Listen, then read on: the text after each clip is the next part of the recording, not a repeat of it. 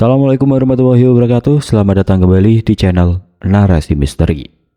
Niat hati ingin menolong korban kecelakaan yang bersimpat darah di tengah jalan raya yang sepi pada pukul 3 pagi. Sosok laki-laki itu sudah berhasil dinaikkan ke boncengan motor. Bahkan kedua tangannya yang sedingin es sempat memegang erat pundak si pembawa motor. Tapi keanehan luar biasa terjadi saat motor hampir sampai di depan rumah sakit. Penumpang misterius itu tiba-tiba lenyap begitu saja tanpa suara sedikit pun. Dan yang paling tidak masuk akal, tidak ada setetes darah pun yang membekas di jaket. Siapa sebenarnya sosok laki-laki berbaju putih itu?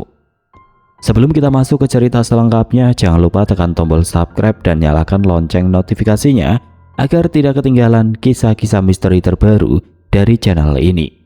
Langsung saja, mari kita masuk ke ceritanya.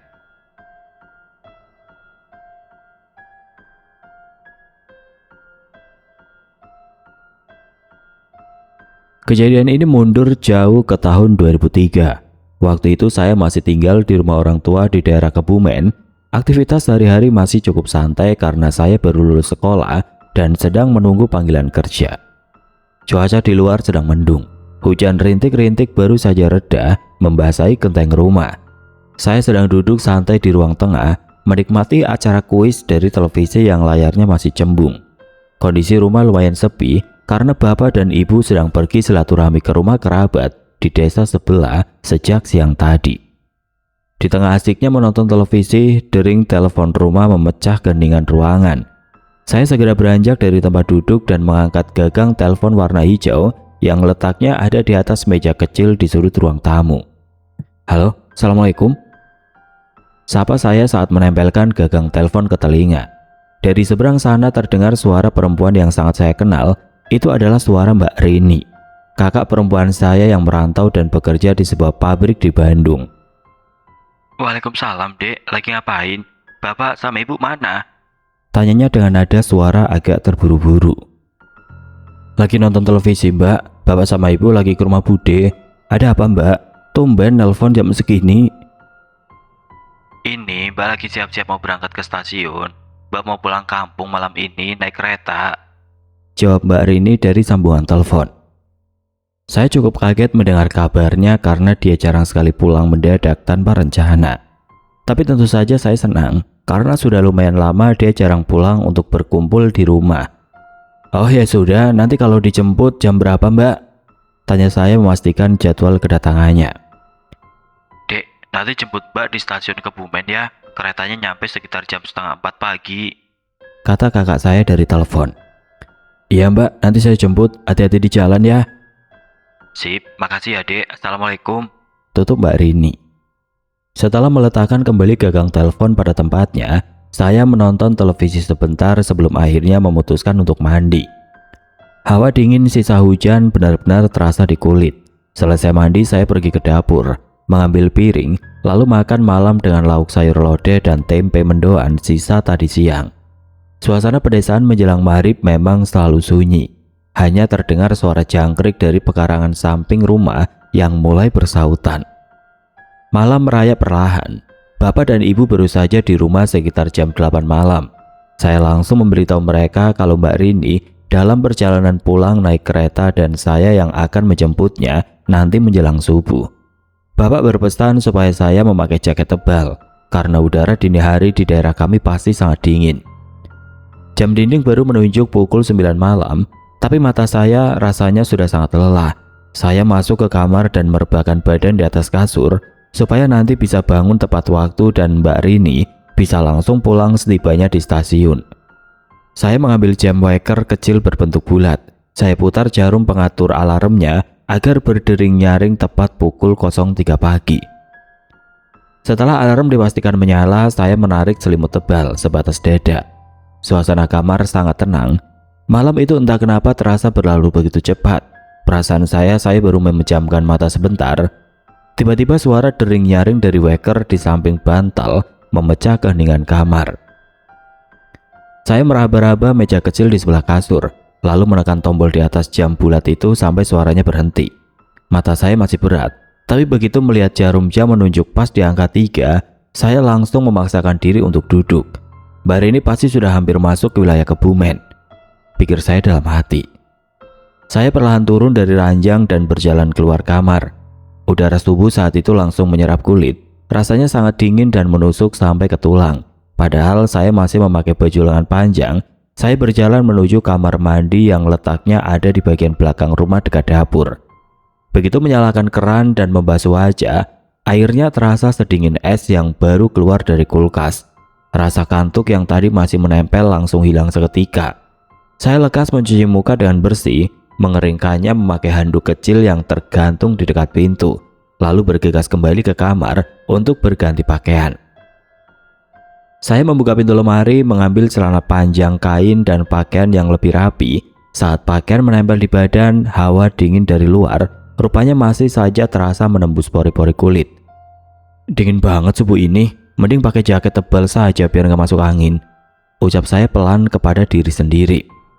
Saya kemudian meraih jaket tebal berwarna gelap yang biasa saya pakai kalau berpergian jauh saat malam hari. Resleting jaket itu saya tarik ke atas sampai menutupi pangkal leher. Setelah merasa jauh lebih hangat, saya mengambil dompet dan memasukkannya ke saku celana belakang. Saya juga mengambil kunci motor dan helm yang ditaruh di atas meja dekat ruang tamu.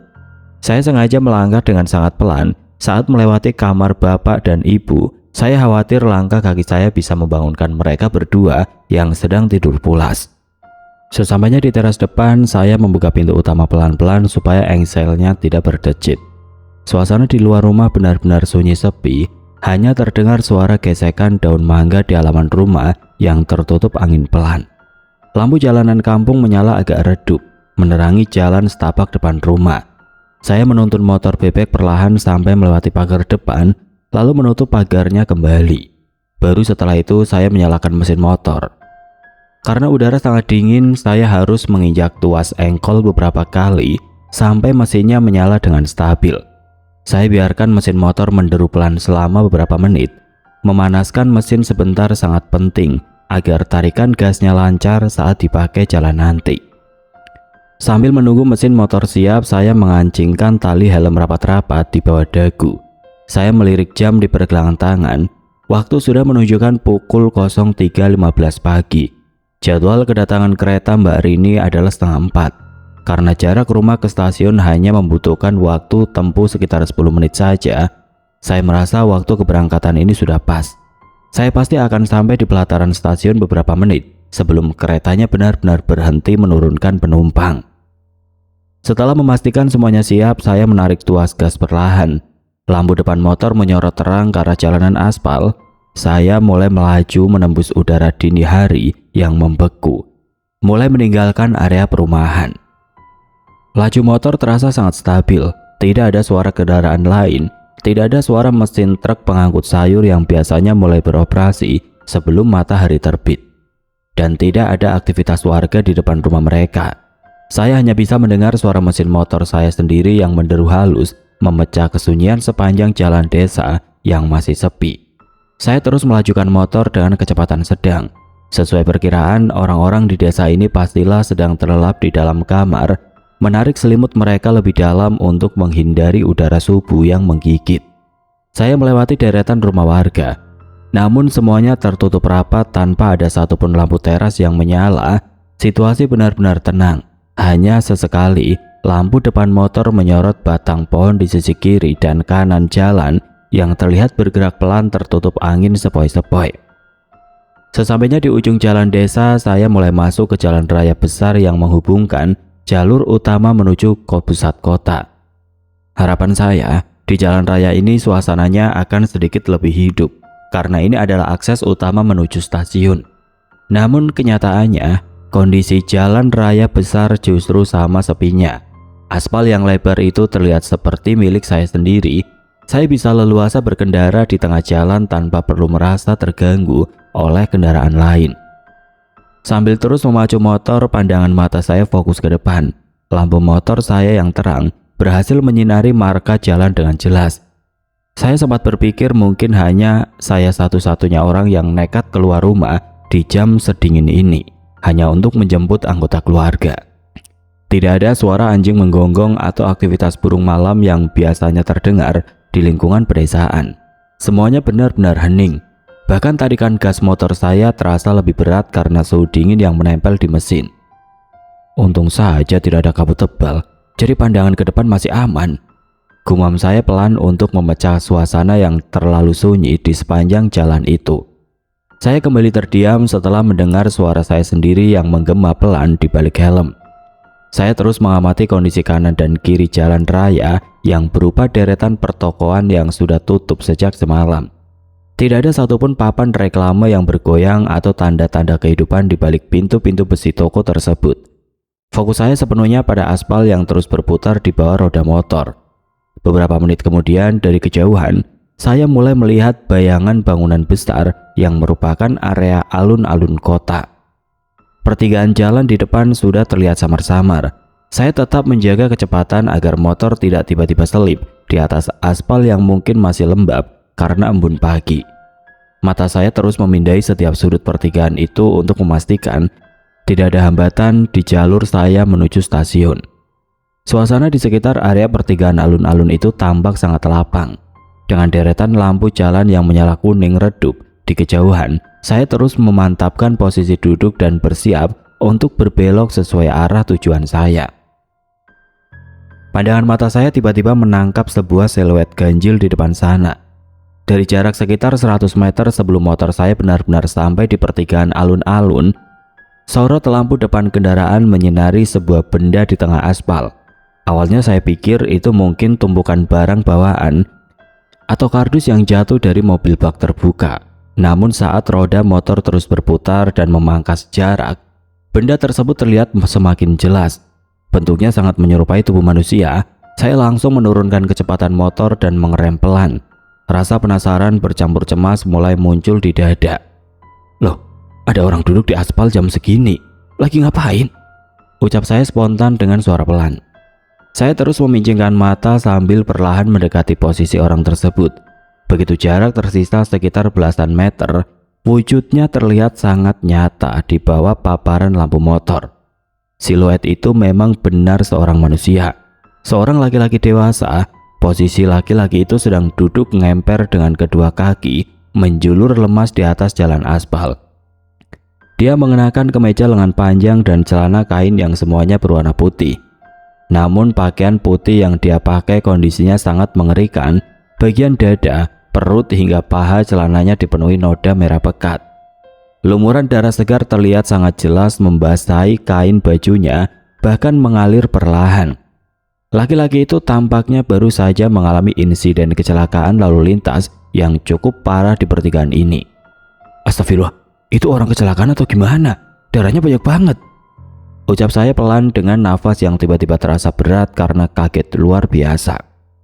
Dalam kondisi saya yang masih melaju pelan, tiba-tiba laki-laki itu mengangkat tangan kanannya. Dia melambaikan tangannya dengan gerakan lambat dan lemah ke arah saya.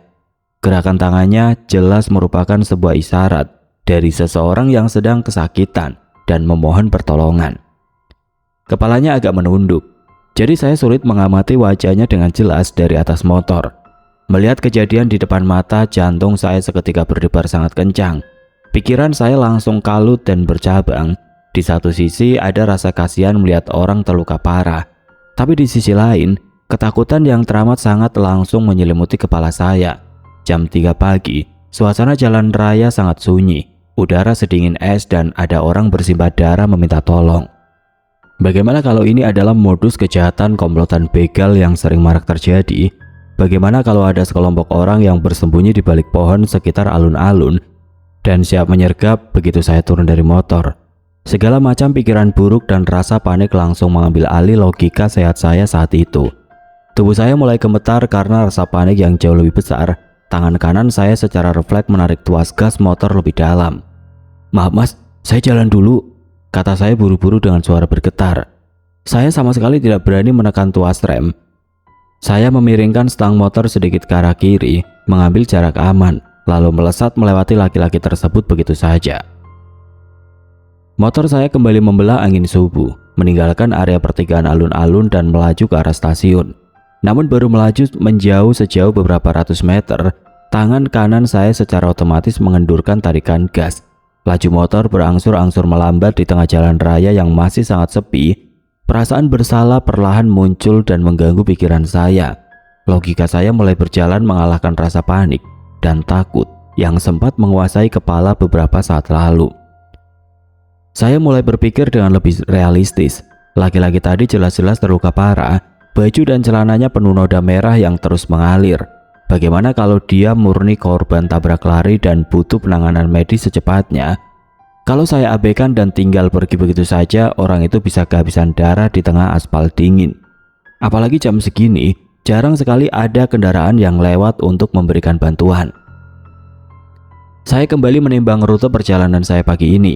Jalan menuju stasiun kereta api tujuan saya dan jalan menuju rumah sakit posisinya sangat searah. Letak kedua tempat itu juga berdekatan. Saya hanya butuh tambahan waktu beberapa menit saja untuk mampir ke ruang gawat darurat dan menyerahkan laki-laki itu kepada perawat. Setelah itu saya masih punya waktu yang cukup untuk menjemput Mbak Rini. Gak ada salahnya saya tolong, sekalian lewat rumah sakit ini. Kasihan kalau dia kehabisan darah di jalan. Ucap saya meyakinkan diri sendiri. Berbekal niat baik tersebut, saya langsung menarik tuas rem dan menghentikan motor di pinggir jalan. Saya menengok ke belakang sebentar untuk memastikan jalan raya aman, lalu memutar balik kemudi motor. Saya memacu gas kembali menuju pertigaan alun-alun tempat laki-laki itu berada. Sesampainya di area pertigaan, dari sorot lampu depan motor, saya melihat sosok laki-laki itu masih berada di titik yang sama. Dia belum berpindah dari tempatnya, posisinya masih duduk di atas aspal dengan kedua kaki menjulur lemas. Saya segera memelankan laju kendaraan, mengarahkan setang lalu berhenti tepat di samping kiri tubuhnya. Dari jarak sedekat ini saya bisa melihat fisik laki-laki itu dengan jauh lebih detail. Dari raut wajahnya, usianya saya perkirakan sekitar 30 tahun. Saat melihat ke arah wajah dan bagian tubuhnya yang terekspos, kulit laki-laki itu tampak sangat pucat. Warnanya nyaris seputih kapas, sangat berbanding terbalik dengan warna merah segar dari luka berdarah yang membasahi sekujur pakaiannya. Luka-luka akibat kecelakaan itu terlihat jelas, terutama bagian kemejanya yang sobek pada area bahu dan perut.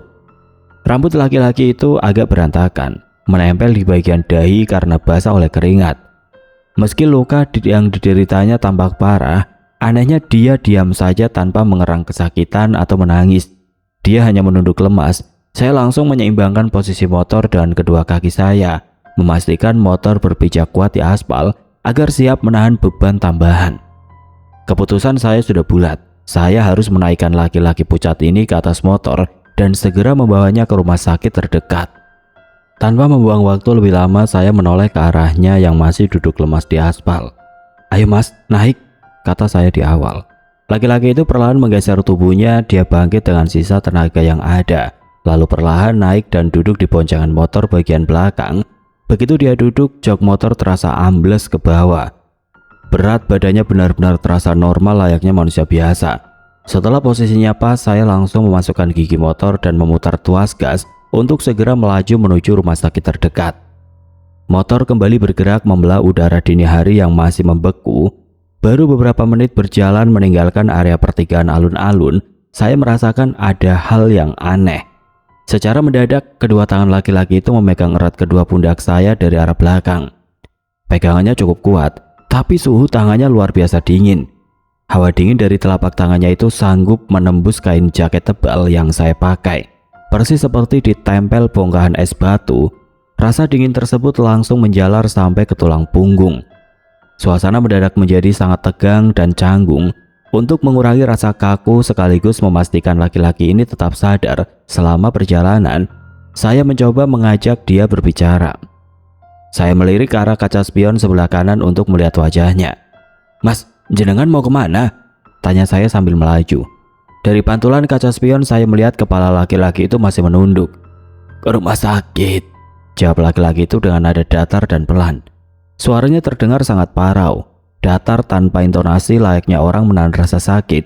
Sambil terus memacu motor melewati jalanan yang sepi, saya kembali melirik ke kaca spion. Noda merah di bajunya sungguh mencolok. Rasa penasaran mendorong saya untuk bertanya lebih jauh. "Jenengan sebenarnya kenapa mas? Kok badannya penuh darah begitu?" Saya menunggu dia menceritakan kronologi tabrakan yang baru saja dialami. Namun bukannya menjawab penyebab luka di tubuhnya, laki-laki itu perlahan mengangkat kepalanya. Matanya melihat tepat ke arah wajah saya melalui pantulan kaca spion. "Jangan liatin saya terus, Mas," balasnya sambil tersenyum pucat di spion. Melihat senyuman itu, nafas saya terasa berhenti sejenak. Senyumannya sangat kaku, dengan bibir yang memutih pucat seakan tidak ada aliran darah.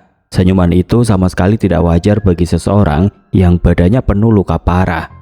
Tengkuk saya langsung merinding hebat. Bulu kuduk di sekitar leher sampai lengan berdiri serempak. Tubuh saya seketika berkeringat dingin menahan rasa takut yang luar biasa. Setelah kalimat aneh dan senyuman di spion tersebut, saya buru-buru memalingkan pandangan lurus ke arah jalan raya. Saya memegang stang motor lebih kuat. Lidah saya mendadak keluh untuk merespon ucapannya. Sejak saat itu tidak ada obrolan lagi di antara kami. Perjalanan diliputi kesunyian yang mencekam. Saya hanya fokus melihat ke depan, ditemani suara deru mesin motor yang menderu memecah sepinya jalan raya. Mengendarai motor dalam diam membuat waktu terasa berjalan lebih lambat dari biasanya. Namun setelah melewati beberapa persimpangan, cahaya lampu terang dari plang nama rumah sakit daerah akhirnya mulai terlihat dari kejauhan. Jaraknya mungkin sisa sekitar 200 meter lagi dari posisi saya sekarang. Saya mulai menurunkan tarikan gas dan mengurangi kecepatan laju motor secara perlahan. Berhubung sebentar lagi sampai tujuan, saya merasa perlu memberitahu penumpang di belakang supaya dia bisa bersiap-siap untuk turun. Saya mencoba membuka obrolan lagi untuk memecah suasana canggung dan kebisuan sedari tadi. "Mas, ini kita sudah hampir sampai di rumah sakit." Saya menunggu sejenak. Gak ada jawaban atau suara gumaman apapun dari arah belakang. Biasanya orang yang duduk membonceng pasti akan menggeser posisi duduknya atau setidaknya bersuara saat mau turun. Tapi jok belakang terasa sangat tenang. Bersama dengan itu, keanehan besar terjadi. Beban berat yang sedari tadi menekan bagian belakang jok motor mendadak hilang begitu saja. Laju motor seketika terasa jauh lebih ringan, bahkan rasa dingin yang sedari tadi menempel kuat di kedua pundak saya juga mendadak lenyap tidak bersisa. Perasaan saya langsung kalut dan bingung. Saya segera melirik ke arah kaca spion sebelah kanan untuk mengecek kondisi laki-laki itu. Kaget bukan main, jantung saya seakan berhenti berdetak. Sesaat pantulan di kaca spion cuma menampilkan jalanan aspal yang diterangi lampu jalan. Sosok arwah laki-laki korban kecelakaan dengan baju berlumur darah itu sudah lenyap dari pandangan. Karena saking kagetnya, tangan saya secara refleks menarik tuas rem kuat-kuat. Ban motor berdejit menahan laju di atas aspal. Saya langsung menepi ke pinggir jalan raya dan menyeimbangkan motor dengan kedua kaki. Sambil bernapas terengah-engah, saya buru-buru menoleh ke arah belakang. Jalanan di belakang saya benar-benar sepi, nggak ada wujud manusia atau benda apapun di atas aspal. Secara logika, akal sehat sangat mustahil ada manusia dewasa yang melompat dari atas motor yang sedang melaju kencang tanpa menimbulkan suara jatuhan. Kalaupun dia nekat melompat atau jatuh terpelanting, pasti akan terdengar suara benturan tubuh dengan aspal atau minimal suara teriakan kesakitan. Tapi barusan sama sekali nggak ada suara apa-apa, semuanya hening. Keringat dingin mulai mengucur deras dari dahi. Keanehan ini semakin memuncak saat logika saya menyadari satu detail penting. Kedua telapak tangan sosok arwah laki-laki tadi jelas basah berlumuran darah segar saat memegang erat kedua pundak saya cukup lama. Harusnya pasti ada noda merah yang membekas. Di bawah terang cahaya lampu jalan raya, saya melepas tangan dari stang motor. Saya memutar badan dan menunduk untuk mengecek bagian pundak jaket tebal yang saya pakai. Saya usap bagian kainnya berulang kali menggunakan jari tangan. Saya perhatikan serat kainnya dengan sangat teliti untuk memastikan penglihatan saya. Hasilnya, jaket saya sangat bersih. Sama sekali nggak ada noda merah bekas bercak darah atau cairan kotor apapun yang menempel di pundak kiri maupun kanan. Kain jaket saya sepenuhnya bersih dan kering. Laki-laki misterius yang baru saja saya bonceng itu benar-benar menghilang lenyap tanpa sisa.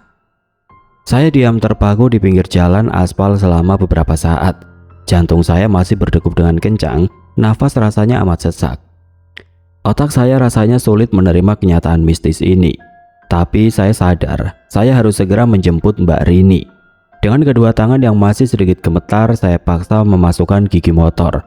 Saya tarik tuas gas perlahan dan melanjutkan perjalanan menuju stasiun Kebumen dengan pikiran yang sangat kacau.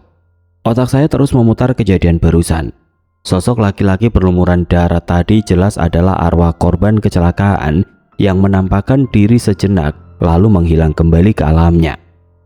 Sesampainya di pelataran parkir stasiun kereta api dari arah Bandung, ternyata baru saja tiba dan berhenti. Penumpang mulai ramai berjalan keluar melewati pintu kedatangan. Saya memilih duduk diam di atas motor, menunggu Mbak Rini sambil terus melamun. Pikiran saya masih tertinggal di kejadian jalan raya tadi. Beberapa saat kemudian Mbak Rini berjalan menghampiri saya sambil membawa tas ransel besar. Saat melihat saya dari dekat, dia langsung menyadari gelagat saya yang aneh. Wajah saya pasti terlihat sangat pucat dan kaku saat itu. "Kok kamu kayak orang bingung gitu? Emangnya ada apa?" tanya kakak saya heran di stasiun sambil menepuk pundak saya perlahan. Tepukan tangan Mbak Rini di pundak membuat saya sedikit kaget. Saya menoleh ke arahnya dan berusaha tersenyum sebisa mungkin. Enggak kenapa-napa kok Mbak, saya cuma masih ngantuk saja," jawab saya menutupi. Saya terpaksa berbohong karena tidak mau membuat dia ikut ketakutan selama perjalanan pulang nanti. Kalau saya ceritakan kejadian sebenarnya sekarang, Mbak Rini pasti akan panik dan kami berdua malah takut saat harus melewati jalan raya yang sama. "Ya sudah, ayo cepat pulang, udaranya dingin banget ini," ajak Mbak Rini sambil naik ke boncengan motor. Saya segera memacu motor kembali ke arah rumah. Selama perjalanan pulang, saya melajukan kendaraan lebih cepat dari sebelumnya. Syukurlah, perjalanan kami sangat lancar. Kami berdua selamat sampai di halaman rumah tanpa ada gangguan atau kejadian aneh lagi. Setelah kami masuk ke dalam rumah dan mengunci pintu rapat-rapat, perasaan saya baru bisa benar-benar tenang. Cahaya lampu ruang tamu yang terang benderang sukses membuat rasa takut saya berangsur mereda. Saat kami berdua duduk di ruang tamu untuk istirahat sejenak, barulah saya berani menceritakan kejadian di pertigaan alun-alun itu. Saya ceritakan secara utuh soal arwah laki-laki berdarah yang membonceng di motor lalu tiba-tiba menghilang di tengah jalan. Mendengar cerita saya, Mbak Rini sama sekali tidak terkejut atau panik. Kakak saya cuma tersenyum menenangkan dan merespon, "Ya sudah, nggak apa-apa, yang penting niat kamu baik dan ikhlas mau menolong orang. Nggak usah dipikirkan lagi, sana masuk kamar, tidur lagi saja." Tanpa menjawab sepatah kata pun, saya beranjak dari kursi dan berjalan menuju kamar tidur.